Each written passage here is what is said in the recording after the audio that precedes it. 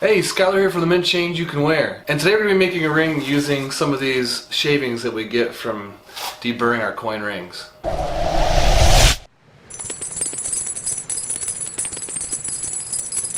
So I picked up some of these tubes I think we can use to cast them in. They're about the right size for a ring blank. I'm going to cut the top off of them so we can pour into them.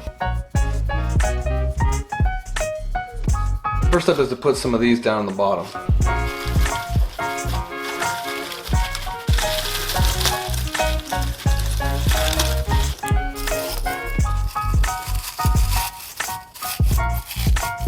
Want it down there pretty darn tight.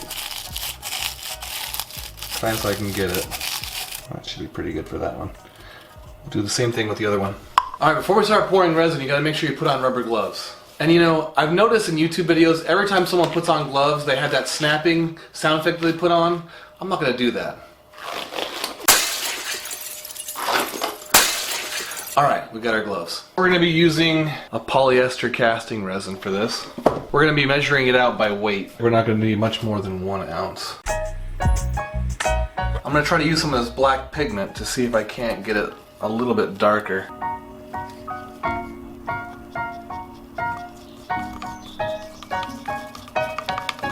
We got us some glow powder here.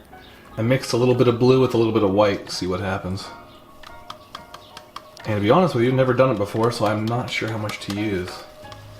Now time to add the hardener.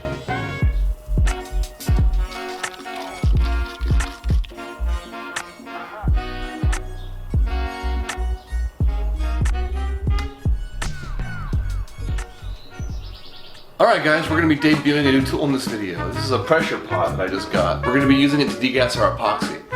But you know, when you get a new tool, it's a really good idea to look really thoroughly through the instruction manual and also clean your tools. You gotta make sure they're nice and clean and ready for use before you even get started. How do you clean a pressure pot, you might ask? I'm glad you asked. What we're gonna be doing is putting this Dawn dish soap inside of it. Hopefully that'll clean it out real nice.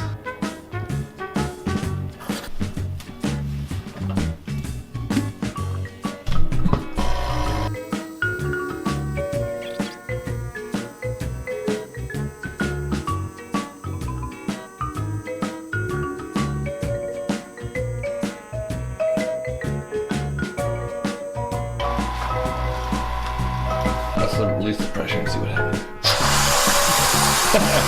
Alright, now that we know how it works, time to degas our resin.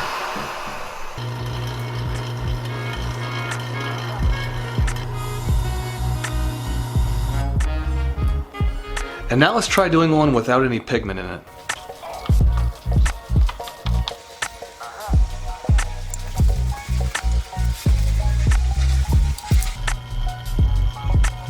Here we are the next morning, and here's what we came up with. So let's cut them out of there. Take a look at them.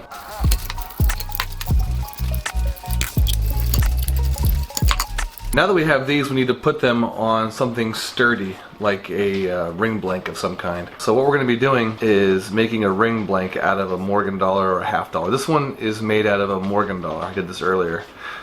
So we'll use it for one of the rings. And this is the Morgan dollar we're going to be making the other ring blank out of.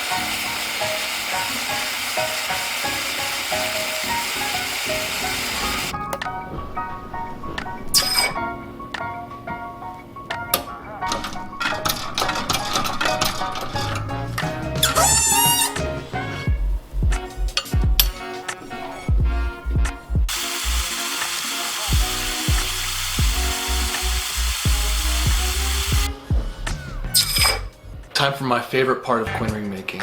It's time to do the Swedish wrap. I said the hip, hop, the hippie, the hippie, the hip, hip, hop, and the don't stop, the rocket to the bang, bang, boogie, say up, up, the boogie to the rhythm of the boogie to beat. Now what the hell is to the dish, I'm ripping to the beat. I'm here to go, I'm a friend to go to the boogie feet. See, I am under my conundrum.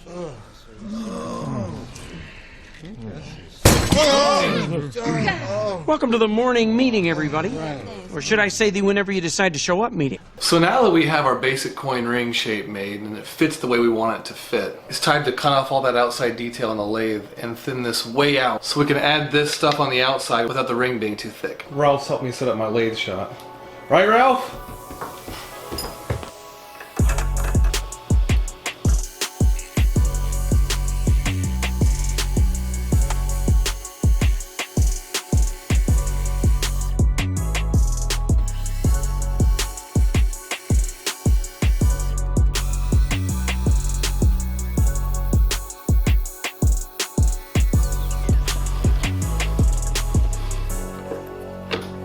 Alright, so that's what it looks like coming off the lathe.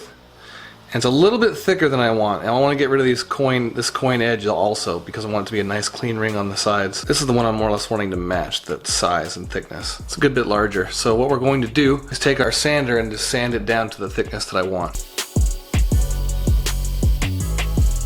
Alright, now they're similar in width. Now let's run the deburring tool around the inside of that and clean up that joint. We'll be good to go. Alright, we're going to start with this guy. Does the lathe look nicer to you? It should. My old one broke earlier today after I got done using it, but got a brand new one. Can't complain.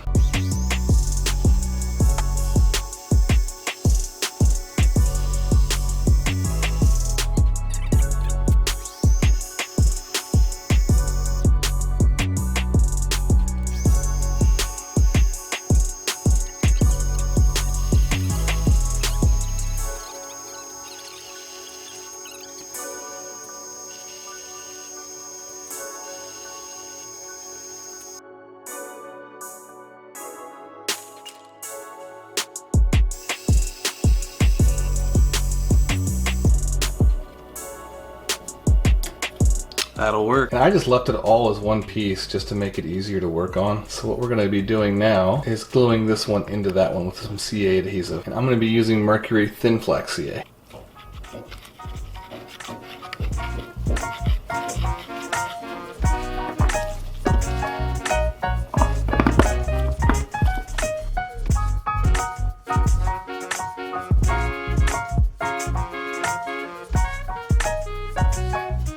While I'm letting that one dry, I'll be doing the exact same thing to this one.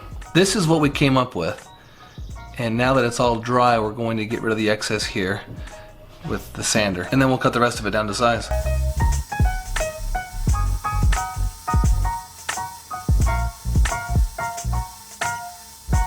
Alright, so I'll cut down to size.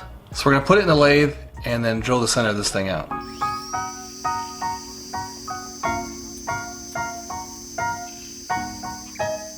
I'm going to throw a little bit of black electrical tape on this thing just to protect the details of the coin ring.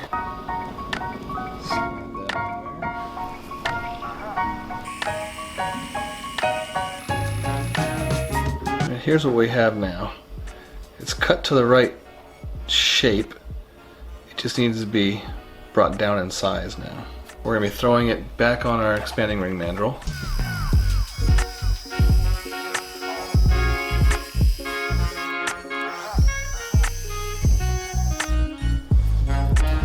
Good right there. Now what we're going to do is start to round these edges off a little bit. And I'm just going to use sandpaper for that. I'm going to start with a 120 grit sandpaper and work my way all up to about a 1200 grit sandpaper.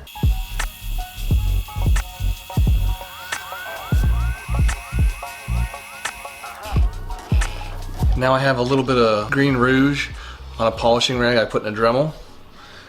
I'm just going to turn this on really slow and then polish it up.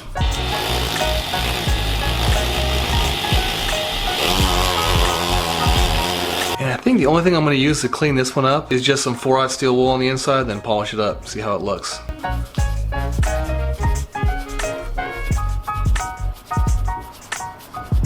Alright. It's a cool looking ring. The light colored one turned out really good. The dark one's not too bad either. Alright guys, thanks for watching, and check out my website changeyoucanwear.net for other coin rings that I make. Alright, catch you next time.